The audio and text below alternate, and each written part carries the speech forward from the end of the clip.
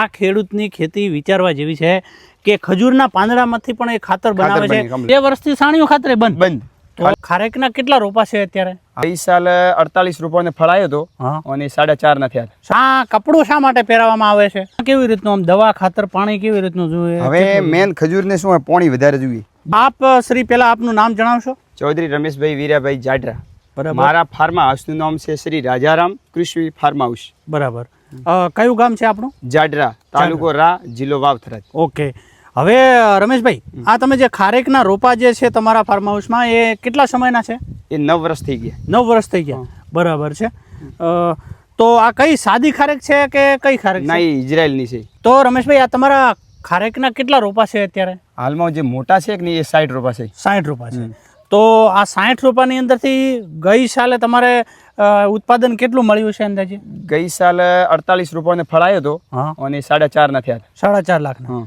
બરાબર.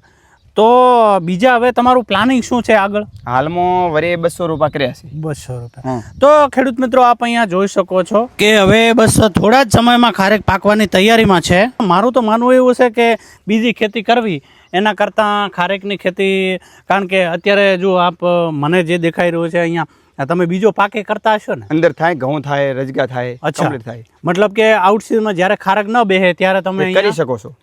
કોઈ પણ અધર પાક કરો. કોઈ ફોન નડતો નહીં. અચ્છા. એમાં આ આપણે સિઝનમાં શું કર્યું હતું તમે? આમાં તો આ સાલ તો કશું નથી કર્યું, કેમ કે બીજી જમીન પડી હતી. બીજી જમીન પડી હતી એમાં કર્યું હતું. તો રમેશભાઈ, આ કપડું શા માટે પહેરાવવામાં આવે છે? કપડો એટલે પહેલા પ્લાસ્ટિક હતો. મેણિયાના કારણે પોપટને જે જનાવર આવે કે નહીં એ બગાડી નાખે. બરાબર. એના કારણે જો કાપડ હોય ને તો ન બગાડે. મતલબ કે હજુ તો કાચી છે અને સમય લાગશે. 25% પાકો હોય, હજી 20 દિવસની. કેવી રીતનું આમ દવા ખાતર પાણી કેવી રીતનું જોઈએ? હવે મેન ખજૂરને શું હોય, પાણી વધારે જોઈએ. બરાબર. બાકી ખજૂર જો છોટો રોપો હોય ને તો સોણિયું ખાતર હાલો. બાકી હવે તો 2 વર્ષથી સોણિયું ખાતર નહીં હાલ. 2 વર્ષથી સાણિયું ખાતર બંધ. અને મેન વધારે પાણી જોઈએ. બરાબર. પ્લસ મારે થોડો પ્લાન્ટ કરેલો હોય ગોબર ગેસ નો ઓલો, એના જીવામૃત જાય વધારે. બરાબર. મતલબ કે ઓર્ગેનિક જે જીવામૃત આપો, બાકી કશું નહીં. તો બીજી કોઈ દવા ખાતર, દવા પાણી? ના, એમાં કોઈ નહીં. એનો ખુદનો પાવડર આવે એ આપણે છંટકાવ કરવાનો, બાકી નહીં.